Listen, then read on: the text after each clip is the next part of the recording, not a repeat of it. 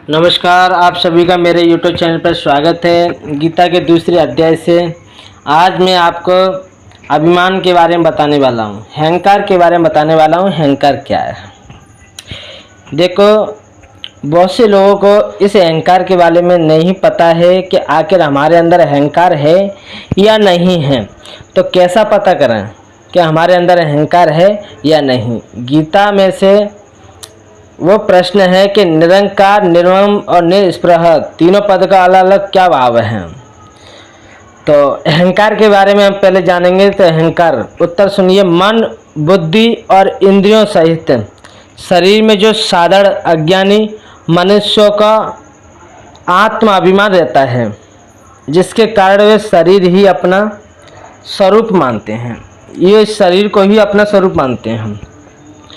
अपने को ही शरीर से भिन्न नहीं समझते कि मैं शरीर से अलग नहीं हूँ, मैं एक हूँ। तो अपने शरीर को ही सब कुछ मान बैठे हैं। शरीर के सुख दुख से ही सुखी और दुखी होते रहते हैं। वो शरीर से ही सुखी होते हैं और शरीर से ही दुख होते हैं। तो ये जो दुख और सुख होता है वो इसी शरीर से ही होता है। उससे देह अभिमान का नाम अहंकार है। उससे सर्वथा रहित हो जाना निरंकार है, अर्थात अहंकार रहित हो जाना।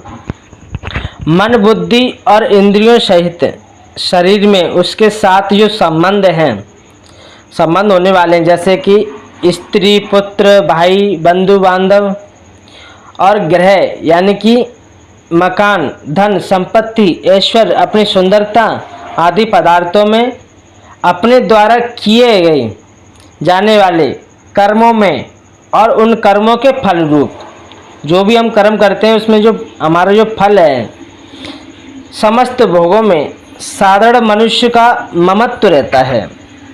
ममता का जो तत्व है वो रहता है, अर्थात इन सब में वो अपना समझते हैं कि ये वस्तु मेरी है, ये मेरी है। इसी का जो भाव जो है उसे ममता कहते हैं। और इससे सर्वथा रहित हो जाना ही निर्मम, अर्थात ममता रहित हो जाना है।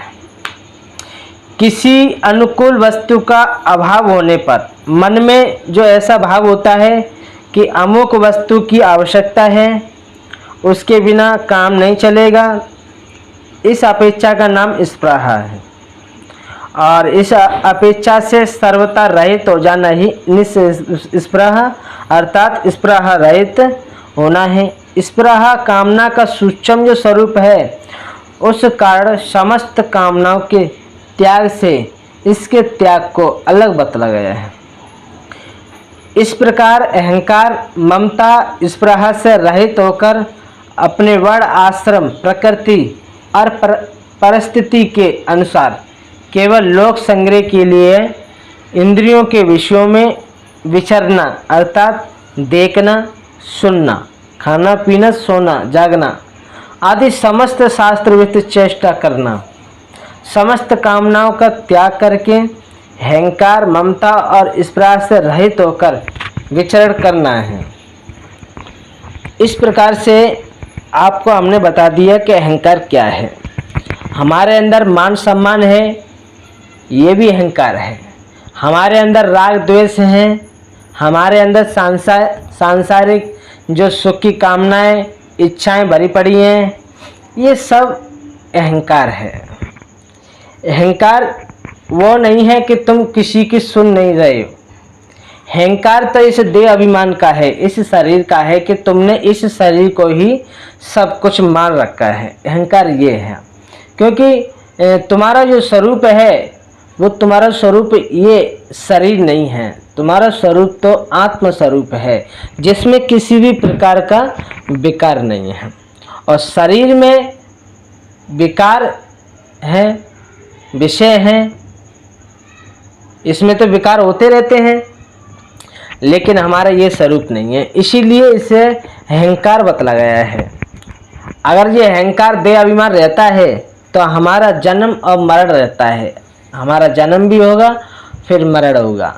इसी प्रकार हमें देह अभिमान को कैसे दूर करना है, हमें ये देह अभिमान का अभ्यास कैसे हुए, यानी कि इसका जो देह अभिमान है शरीर का, ये कैसे हमसे छूटे। इसके छूटने से ही तुम मुक्त हो, तुम्हारी मुक्ति है, बंधन से छूट जाना है। हमें तो उस आत्म स्वरूप में रहना है। आत्म स्वरूप में रहते हुए हमारे अंदर किसी भी प्रकार का विकार नहीं हो सकता। तो मैं आपसे आशा करता हूँ कि आप लोगों को हमारी ये वीडियो अच्छी लगी होगी। कमेंट बॉक्स में जय श्री कृष्ण, जय श्री राम लिखें।